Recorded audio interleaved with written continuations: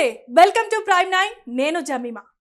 ఇప్పటి వరకు ప్రజలకు సేవలు చేస్తూ ఎన్నో రకాలైనటువంటి కార్యక్రమాల్లో కులాలకు మతాలకు అతీతంగా తన సేవా రంగంలో ప్రజలకు ఎప్పుడూ అందుబాటులో ఉంటూ నేనున్నాను అంటూ ప్రజలకు భరోసాని కల్పిస్తూ ఎన్నో వర్గాలకు విశిష్టమైన సేవలను అందిస్తూ ఇప్పుడు ప్రత్యేకంగా తన సేవలను మరింత అభివృద్ధి చేసుకునే దిశగా పయనం చేస్తూ రాజకీయంగా అరంగేట్రం చేస్తున్నటువంటి ఒక ప్రత్యేకమైన వ్యక్తితో ఇంటర్వ్యూ చేయడానికి మనం ఈరోజు ప్రైమ్ 9 స్టూడియోలో ఉన్నాం. ఆయన మరెవరో కాదు, విశ్వ హిందూ ధర్మ పరిరక్షణ రామసేన వ్యవస్థాప అధ్యక్షులైనటువంటి కంబాల శ్రీనివాస్ గారు. ఎస్, మీరు విన్నది కరెక్టే. ఆయనతో పాటు మనం ఇంటర్వ్యూలో పాల్గొనడానికి ఈ వేదికను అయితే అలంకరించాం. ఆయన ఇప్పుడు మన మధ్యలో ఉండడం మనకు చాలా సంతోషం. ఆయనతో మరిన్ని వివరాలు తెలుసుకునే ప్రయత్నం చేద్దాం. నమస్కారం అండి. Thank you so much sir. నా పేరును బాగానే గుర్తుపెట్టుకున్నారు.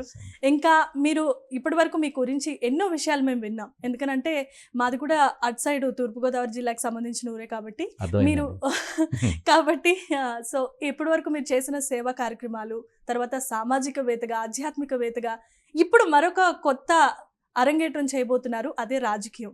సో అసలు ఈ ప్రస్థానం అనేది మీరు ఎలా స్టార్ట్ చేశారు, ఎలా ముందుకు సాగుతున్నారు? శ్రీ మహాగణాధిపతి నమః. భారత్ మాతాకి జై. జై శ్రీరామ్. నేను మీ కంబాల శ్రీనివాసరావు. విశ్వ హిందూ ధర్మ పరిరక్షణ రామసేన అనే సంస్థని 2022లో విజయదశమి నాడు అమ్మవారి కరుణాకటాక్షాలతో స్థాపించడం జరిగింది.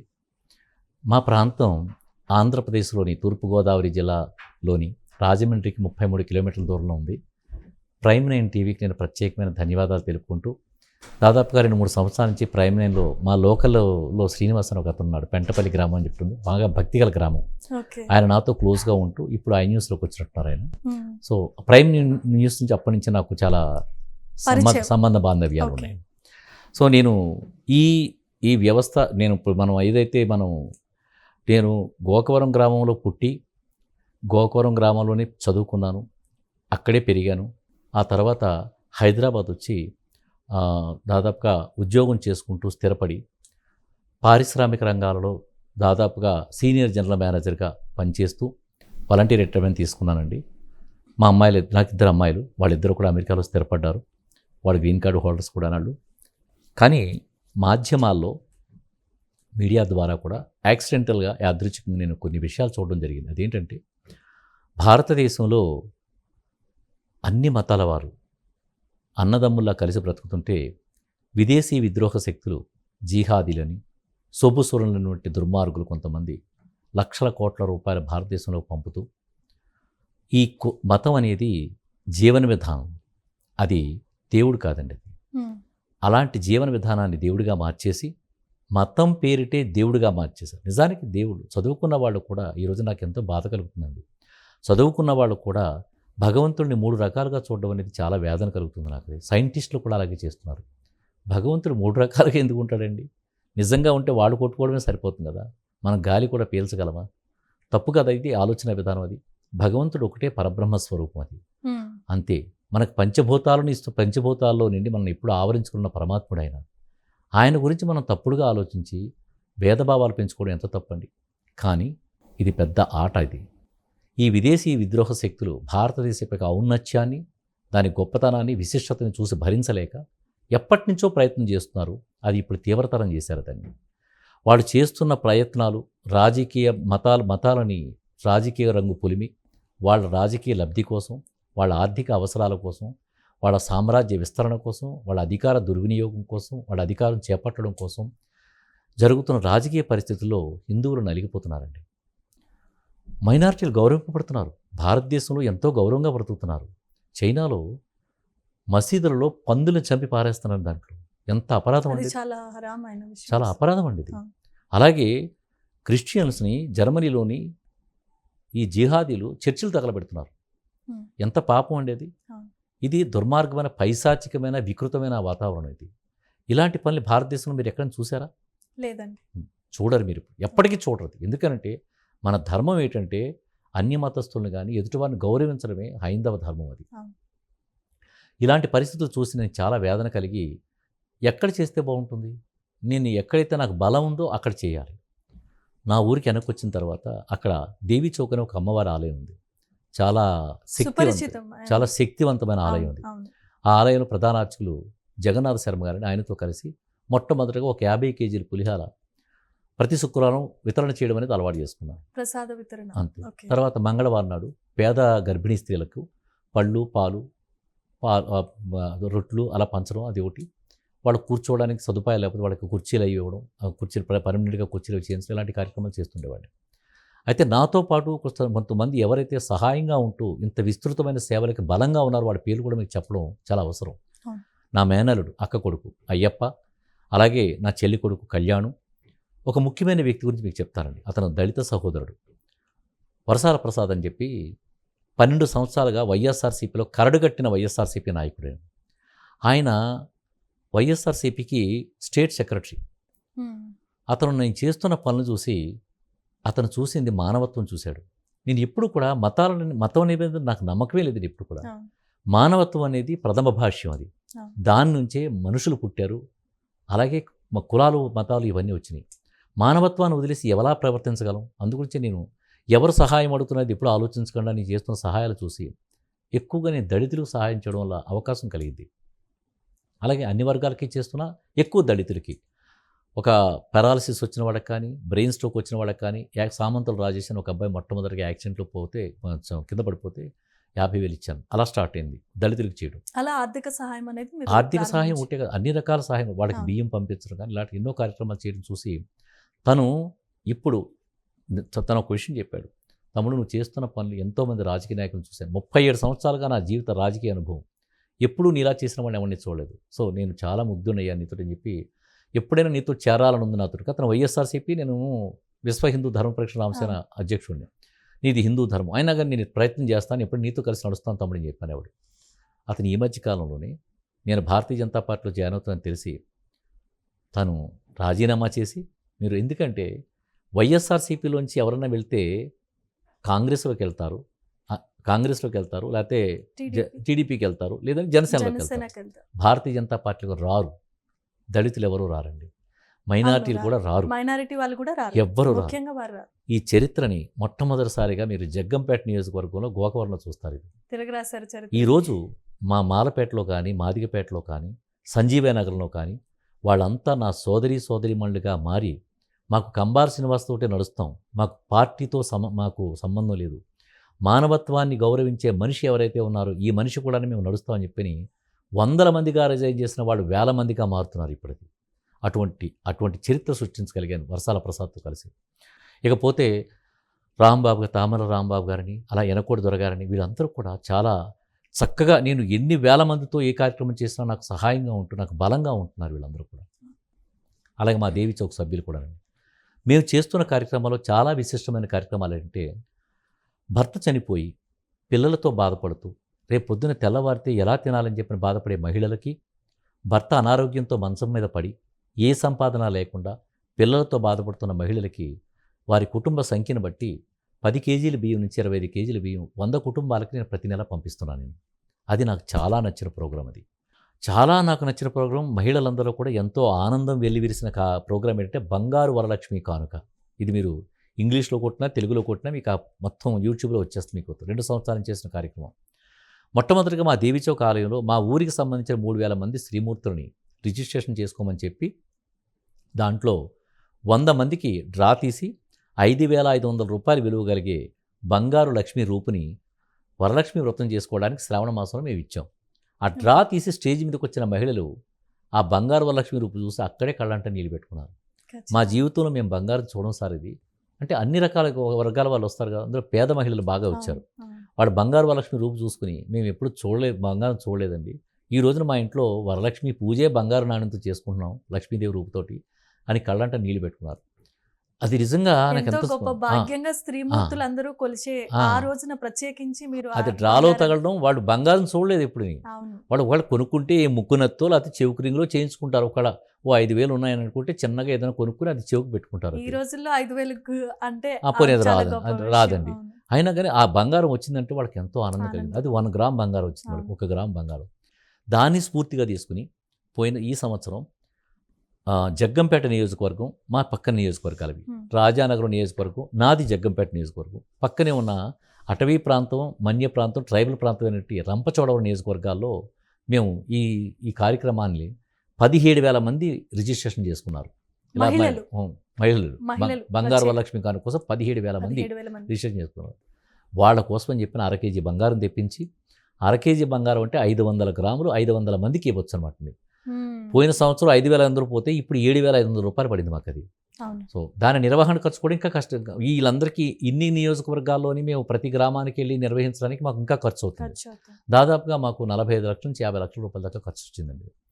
మహిళలకి ఒక్కొక్కళ్ళకి ఆ శ్రావణ మాసం వరలక్ష్మి పూజ చేసుకోవడానికి డ్రాలో 500 మందికి ఇస్తే అది 3 నియోజకవర్గాల్లో ఎంత విస్తృతంగా వెళ్ళిపోయిందనంటే మహిళలకు హర్షాతిరేకం అదంతా కూడా.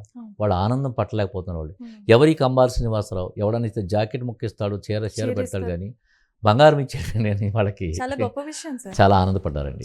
జెండాలు పట్టుకొని పాపం ఆ, ఏ, ఆ, రాజకీయ ఆ. ప్రచారానికి వెళ్ళినప్పుడు కూడా వెళ్ళిన వాళ్ళకి ఆ. ఒక బిర్యానీ పొట్లమో ఒక వాటర్ బాటిల్ అంతకు మించి అవును. రాదు. మహా అయితే ఒక 500-1000 రూపాయలు ఇస్తారు. ఇస్తారు. అలాంటిది మీరు బంగారమే కానుకగా ఇచ్చారంటే, ఆ. అది కూడా వరలక్ష్మి వ్రతం రోజున ఇచ్చారంటే అది చాలా గొప్ప అది భాగ్యం. జనాల్లోకి చాలా విస్తృతంగా వెళ్ళిపోయిందండి. దాని తర్వాత మేము చేసిన పనులు ఏంటంటే ఎవరైతే చిన్న పిల్లల దగ్గర నుంచి పెద్దవాళ్ళ వరకు ఉన్నారో వాళ్ళందరికీ కూడా కంటి వైద్య పరీక్షలు చేయించి వాళ్ళకి అవసరమైన కళ్ళజోళ్ళు ఇప్పించడం, ఆపరేషన్ చేయించడం కూడా జరిగింది. స్కూల్ పిల్లలకి ఉచిత బస్ పాస్లు ఇవ్వడం జరిగింది పోయిన సంవత్సరం. Hmm. అఖండ దీపారాధన కార్యక్రమం పెట్టి మేము ఆలయాలు నిర్మించుకున్న తర్వాత అక్కడ ధూపదీప నైవేద్యాలు లేకపోతే అరిష్టం అండి ఇది. అవునండి. అందుకని అలాంటి ఆలయాలను గుర్తించి పూజా సామాగ్రి ఇవ్వడం కూడా జరిగింది. ఇది కాకుండా కూడా డాన్స్ స్కూలు, మ్యూజిక్ స్కూల్ కూడా పెట్టి కర్ణాటక సంగీతం, కూచిపూడి నాట్యం నేర్పిస్తున్నాను.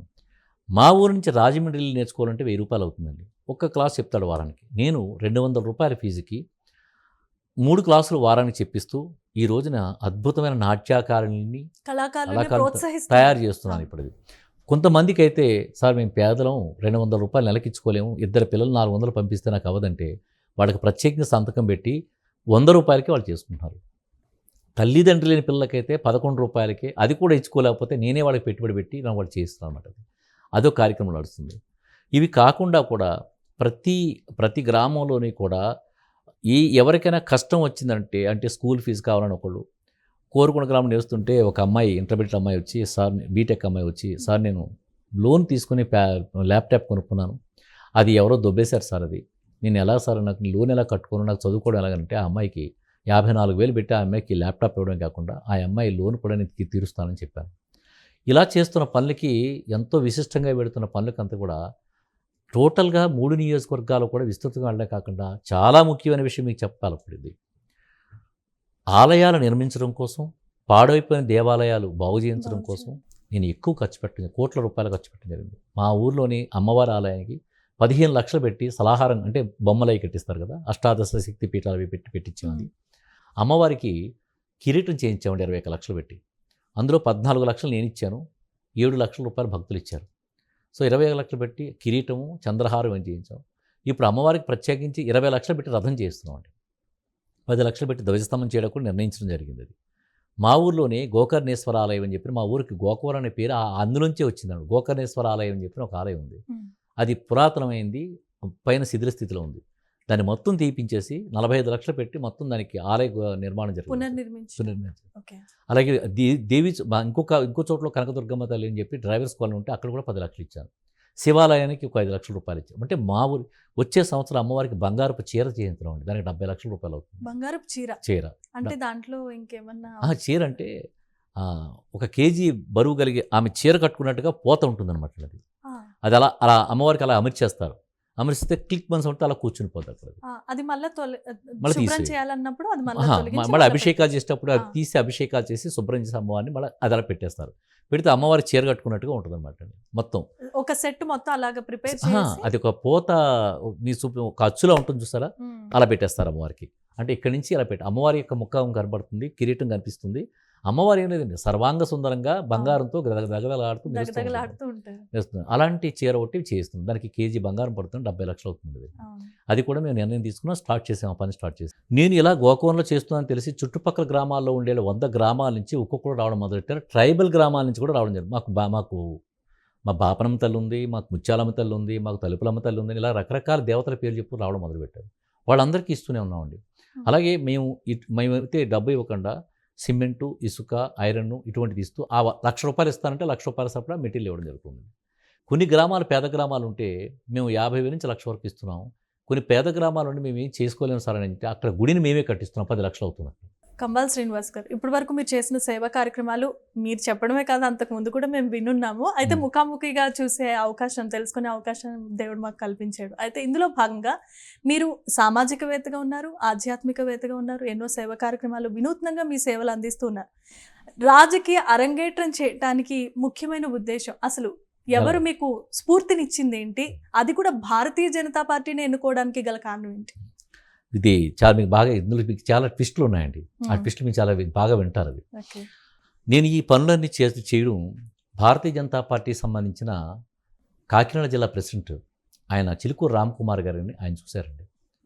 ఆయన అలాగే ఆయన సెక్రటరీ, అదే భారతీయ జనతా పార్టీ సెక్రటరీ మట్టా మంగరాజు గారు, సత్యరెడ్డి వెంకరెడ్డి గారు అని చెప్పి ఇంకొక ఆయన కూడా ఆయన కార్యదర్శి చేస్తున్నారు ఆయన. అలాగే మన సూర్యనారాయణ రాజు గారిని ఉపాధ్యక్షుడు, రాష్ట్ర ఉపాధ్యక్షుడు ఆయన ఒకరు. అలాగే మాకు కొత్తపల్లి గీత గారు మీరు విని ఉంటారు, అరకు ఎంపీ ఆవిడ. వీరందరూ నాకు వివిధ సమయాల్లో సార్ మీరు చేసే పనులకి భారతీయ జనతా పార్టీకి చాలా సామీప్యత ఉంది, భావజాలం సామీప్యత ఉంది, మీరు ఎందుకు రాజకీయ పార్టీలో రాకూడదు, వస్తే ప్రజలకు ఇంకా మంచి జరుగుతుందని చెప్పని అడిగారు.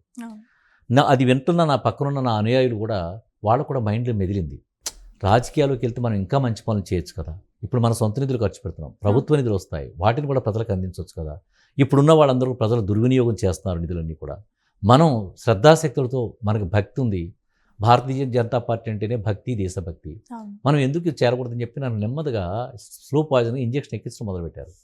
నాకు కూడా ఒక స్థాయి వచ్చేటప్పటికి నరేంద్ర మోడీ గారు, యోగి ఆదిత్యనాథ్ గారు నాకు బాగా గుర్తుకొచ్చారు. నరేంద్ర మోడీ గారు ఎటువంటి మనిషి అంటే ఆయన భారతదేశంలో పేదరికాన్ని పోగొట్టాలని, అలాగే భారతీయులంతా కూడా తన సొంత బిడ్డలుగా 140 కోట్ల మంది భారీ అనుమతితోటి రాజకీయాల్లోకి వచ్చి సర్వాన్ని పరిత్యాగం చేసి త్యాగధనుడిగా యోగాసనాలతో బ్రతుకుతూ రోజుకి 20 గంటలు పనిచేస్తూ దేశంలో విద్రోహ శక్తులు, ఒకప్పుడు కాంగ్రెస్ గవర్నమెంట్లో ఎన్నో బ్లాస్టింగ్స్ జరిగేవి. నరేంద్ర మోడీ గారు వచ్చాక ఒక బ్లాస్టింగ్ కూడా జరిగింది, చూస్తూనే ఉన్నారు. ఆయన దేశ భద్రత బాగా కాపాడుకుంటూ ప్రజలని మీరు అబ్జర్వ్ చేస్తుంటారు, కాశ్మీర్లో మన కాశ్మీర్లో ఈ అన్య మతస్థులు ఎవరైతే మనం అనుకుంటున్నామో ఇస్లాం మతస్థులు వాళ్ళు ఉండేవారు, వాళ్ళు ఈ రాళ్ళు తీసుకుని జనాలు కొడుతుంటే ₹50 పాకిస్తాన్ వాళ్ళు ఇచ్చేవారండి. పాకిస్తాన్ వాళ్ళు ₹50 ఇస్తుంటే ఎలాంటి పనులు చేస్తుండేవారు. అతను ఈ మధ్య ఒక ఇంటర్వ్యూలో చెప్పాడు, నేను చిన్నప్పుడు రాళ్ళు తీసుకుని ₹50 పెట్టి కొడుతుండేవాడిని జనాల్ని, నరేంద్ర మోడీ గారి దయ వల్ల ఈ రోజున ల్యాప్టాప్ తీసుకుని నేను యూనివర్సిటీకి వెళ్తున్నాను, మాకెవ్వరికీ అలాంటి ఆలోచనలు కూడా లేవు అసలు, కేవలం నరేంద్ర మోడీ గారి దయ వల్ల మేము విద్యావంతులమయ్యాం అని చెప్పాడండి. పాకిస్తాన్ కాదండి, మన కాశ్మీర్లో ఉన్నటువంటి ఒక ముస్లిం ఆయన ఒక ఇంటర్వ్యూ ఇచ్చాడు, ఒక స్టేట్మెంట్ ఇచ్చాడు, చెప్పాడు ఇలాగా, నేను రాళ్ళు పెట్టి కొడుతుండేవాడిని, ₹50 ఇస్తే పాకిస్తాన్లో వచ్చి మమ్మల్ని కొట్టండి ₹50 ఇస్తాను రోజుకి అని చెప్పారంటే రాళ్ళు విసిరేవాళ్ళు మేము. అలాంటిది ఈరోజు నేను చదువుకుంటున్నాను, నేను డిగ్రీ చదువుతున్నాను, నా చేతిలో ల్యాప్టాప్ ఉంది, మంచి యూనివర్సిటీకి వెళ్తాను, మంచి వాతావరణంలో చదువుకుంటాను అని చెప్పి అన్నాడు. ఎవరి పరిస్థితిని కలిగించారంటే నరేంద్ర మోడీ గారు. అలాగే క్రైస్తవులు చర్చిలు కట్టుకోవాలంటే ప్రశాంతంగా కట్టుకుంటారు, ఎక్కడ అలకలలో ఉండండి, చాలా ప్రశాంతంగా కట్టుకుంటారు, ఎక్కడెక్కడ ఎటువంటి అభ్యంతరాలు ఉండవు. అలా హిందువుల మీద దాడి జరుగుతుంటే ఆపుతాడు ఆ మహానుభావుడు. యోగి ఆదిత్యనాథ్ ఎంతో పవర్ఫుల్గా ఆప్ చేస్తుంటారు చాలా పనులు. అలాగే ఒకప్పుడు కాంగ్రెస్ గవర్నమెంట్లో వెపన్స్ కూడా మనకు సరిగా ఉండేవి కాదండి. ఈరోజు దేశ పటిష్టతకు అత్యాధునికమైన ఆయుధాలను ఇవ్వడమే కాకుండా ఎంతో విలువైన ఎన్నో కోట్ల రూపాయల విలువ కలిగిన విమానాలు, యుద్ధ విమానాలు, అలాగే యుద్ధపు ఓడలు, మన ప్రపంచ దేశాలకు ధీటుగా ఉండేటువంటి ఆయుధ సామాగ్రితో మనం రెడీగా ఉన్నామండి. అలాగే ఆయుధ సామాగ్రి, అలాగే రాకెట్ అణ్వాయుధాలు, ఆటం బాంబులు, ఏదైనా అణుశక్తి, ఏదైనా సరే ప్రతి దాంట్లో కూడా మనం ముందంజలో ఉన్నాం. ఇదంతా ఈ దేశ పటిష్టత ఎవరి వల్ల అండి? నరేంద్ర మోదీ గారు. ఇవన్నీ చూసిన తర్వాత నాకు ఆయన స్ఫూర్తిదాయకంగా అనిపించాడు. నేను భారతీయ జనతా పార్టీలో చేరాలని నిశ్చయం తీసుకుని నేను పురంధరేశ్వరి గారిని ఏదో ఒక సందర్భంలో కలవడం జరిగింది. ఆవిడతో చెప్తే ఆవిడ చాలా సంతోషంగా అంగీకరించారు. కానీ వచ్చేయండి జాయిన్ అయిపోండి చెప్పాను. నేను ఒకటే మాట చెప్పానండి, నేను భారతీయ జనతా పార్టీలో జాయిన్ అయితే 10,000 మందితో జాయిన్ అవుతాను, ఎంత ఖర్చు అయినా పర్లేదు. ఎందుకంటే చాలామంది ఆంధ్ర రాష్ట్రంలో భారతీయ జనతా పార్టీ మూలాలు లేవు, వీడి పిచ్చోడా ఎందుకు జాయిన్ అవుతారని చెప్పి అనుకునే పరిస్థితులు కూడా చాలామంది చెప్తూ ఉంటారు. అలా ఎంతోమంది ఎదుటి వాళ్ళు చెప్తుంటే విన్నా నేను. కానీ నిజానికి ఎవ్వరికీ తెలియని రహస్యం ఏంటంటే ఈ భారతీయ జనతా పార్టీ పైన ఒక లేయర్ ఉంది, అది ప్రాంతీయ పార్టీలది. అందులో నాకు సంతోషకరమైన విషయం అంటే గౌరవనీయులు, చాలా తెలివైన వారు, మంచి మేధావి, ఆర్థిక రంగంలో అద్భుతమైన వ్యక్తి అయినటువంటి చంద్రబాబు నాయుడు గారు అంటే చాలా ఇష్టం అండి. ఆయన ఆంధ్రప్రదేశ్ యొక్క రూపురేఖలు మార్చిన మహానుభావుడు. ఐటీ రంగానికి ఆయన చేసిన విశిష్టమైన సేవలు మెచ్చుకోదగినవి. అలాంటి మహానుభావుడు ఉండడం నా అదృష్టం. అలాగే పవన్ కళ్యాణ్ ఒక చేత్తో శ్రీనివాసుని, ఇంకో చేత్తో కత్తిని పట్టుకుని చాలామంది దాన్ని తప్పుగా భావిస్తారండి. ఈ చేతిలో పట్టుకున్న శ్రీనివాసుడు ధర్మం, ప్రతి మనిషి ఆశించే ధర్మం, ఈ కత్తి రాజ్యాంగం, చట్టం, అంతే తప్ప హింసకి ఆయన మారుపేరు కాదు, తప్పుగా తీసుకుంటారు దాన్ని. తెలియని వాళ్ళు, లేని వాళ్ళు. వాళ్ళు.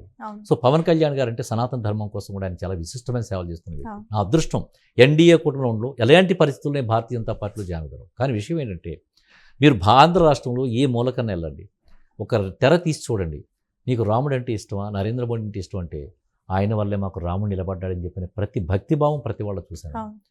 ఇప్పుడు తెలుగుదేశం చూస్తున్నారు, జనసేన చూస్తున్నారు, వైఎస్ఆర్సీపీ చూస్తున్నారు. వాడికి ఒక కొత్తదనం కావాలి. ఇప్పుడు నేను భారతీయ జనతా పార్టీలో జాయిన్ అవుతాను తెలియగానే ఆ కొత్తదనం మనసులో ఉండే నరేంద్ర మోడీ గారికి రాముడిని చేరుకోవడానికి కంబాల శ్రీనివాసరావు దారయ్యాడు. నువ్వు కంబాల శ్రీనివాసరావు భారతీయ జనతా పార్టీలో జాయిన్ అవుతున్నాడంట, మనకు రాముడు అంటే ఇష్టం, నరేంద్ర మోడీ గారి ఇష్టం, ఓకే మనం కూడా దాంట్లోకి వెళ్ళిపోదాం అనే భావన మీరు వచ్చి చూస్తే 25వ తారీఖున నేను జాయిన్ అవుతున్నాను. మీరు వచ్చి చూస్తే మీకు కూడా అర్థమవుతుంది ఎంత వైభవంగా ఉంటుందో, ఎంతమంది వచ్చి జాయిన్ అవుతున్నారో.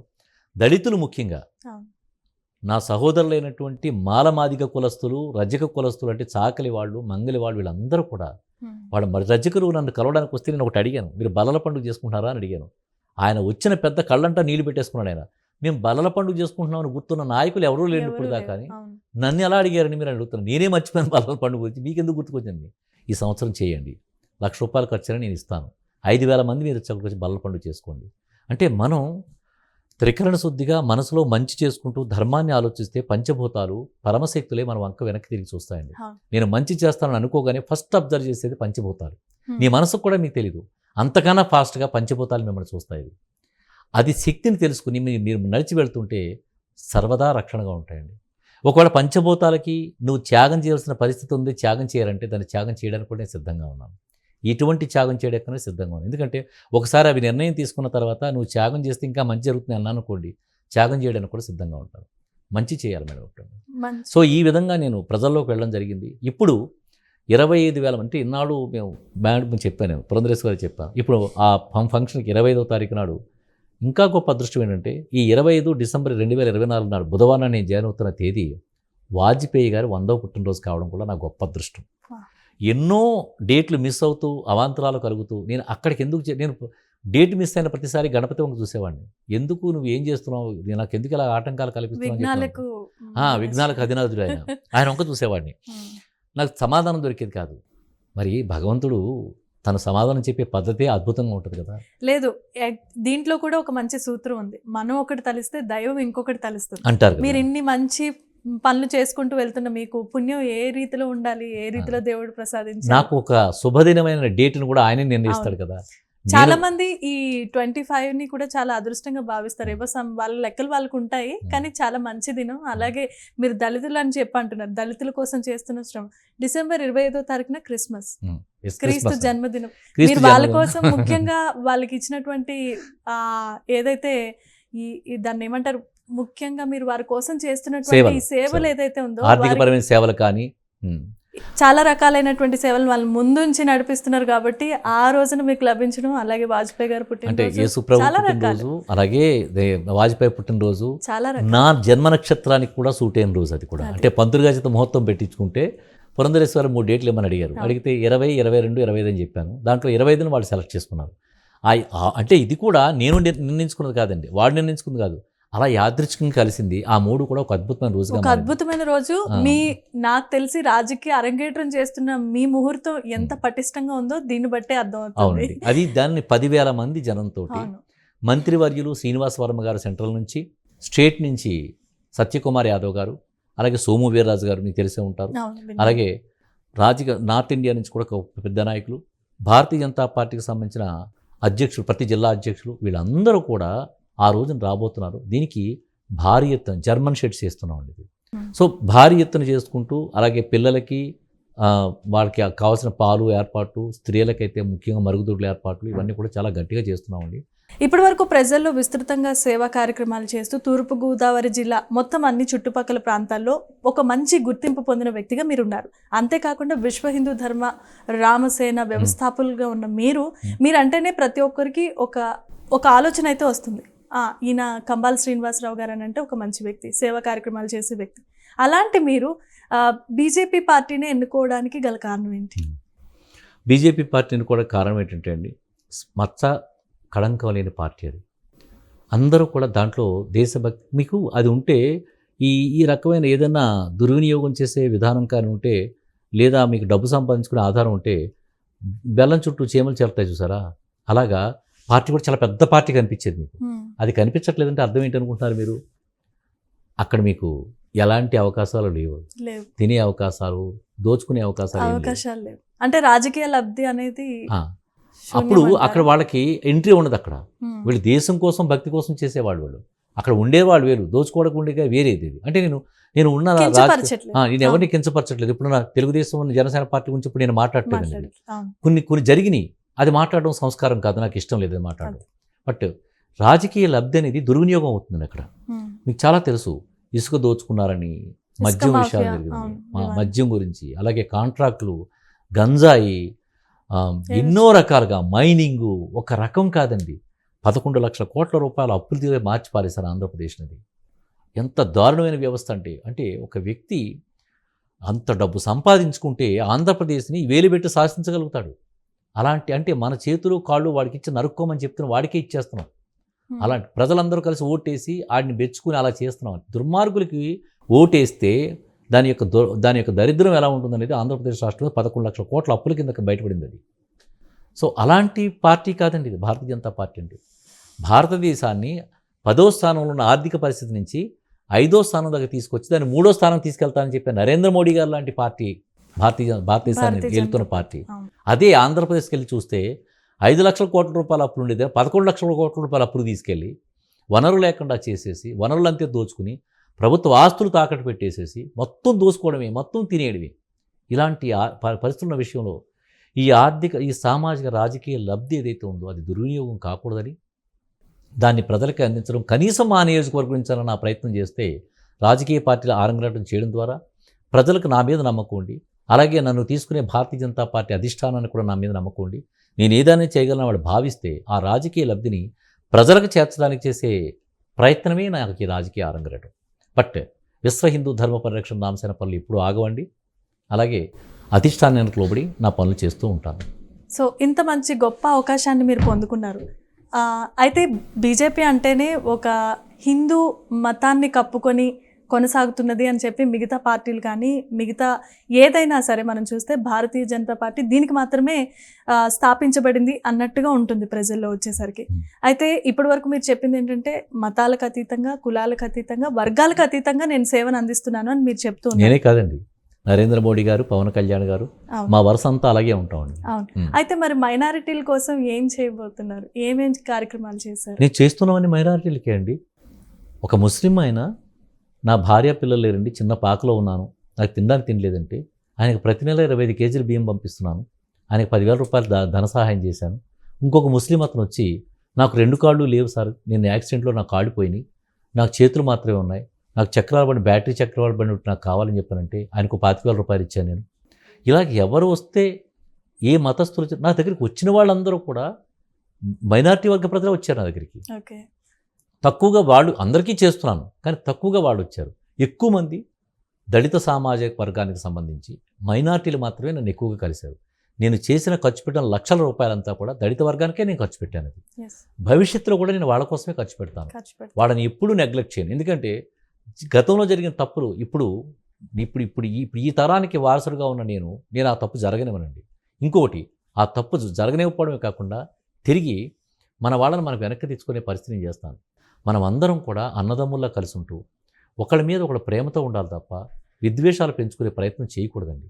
జరుగుతున్నది ఏంటంటే ఈ జిహాదీలు గ్రామాల్లో కూడా వచ్చి ఇబ్బంది పెడుతున్నారు. మీరు ముస్లిమ్స్, వాళ్ళు హిందువులు అని చెప్పి గొడవలు పెడుతున్నారు మనకి. ఇది అందరూ గ్రహించాలని కోరుకుంటున్నాను. ఇది భారతీయ సంస్కృతి సనాతనమైందండి. అప్పుడు ఈ మతాలు లేవు. ఒక్కటి మీరు ఎక్కడైనా మీ చరిత్ర తీసుకోండి, దాని యొక్క మూలం అక్కడి నుండి విస్తృతి వచ్చింది కూడా. సార్. ఆఫ్ఘనిస్తాన్ కూడా మనదే, గాంధర్వ దేశం అది. ఆ. ఆఫ్ఘనిస్తాన్ అనేది గాంధర్వ దేశం. మనకి ఎక్కడో ఉండే ఈ వియత్నాంలో కూడా, మనకి వియత్నాం అటు లోపలికి వెళ్తే కూడా మీకు మొన్న బయటపడిన దేవాలయం కూడా ఒకటి 500 సంవత్సరాల క్రితం బయటపడిన దేవాలయం కూడా ఈ మధ్యకాలంలో బయటకు వచ్చింది ఒక కంట్రీలో. సో అంటే భారతదేశం యొక్క విస్తృతి భూగోళం అంతా ఉంది. ఇంకా నా దగ్గర రీసెర్చ్ చేసిన విషయాలు చాలా ఉన్నాయి, బట్ సమయం లేదు. అలాగే మనకున్నటువంటి సమయాన్ని బట్టి నేను ముగించుకోవాలి. సనాతన ధర్మంలో సినిమా తీస్తున్నాను మేడం. అందులో ముస్లిమ్స్, క్రైస్తవులు, హిందువులు అందరూ కూడా సంతోషపడి చూసే విషయాలు చాలా ఉంటాయి, గౌరవించే విషయాలు చాలా ఉంటాయి.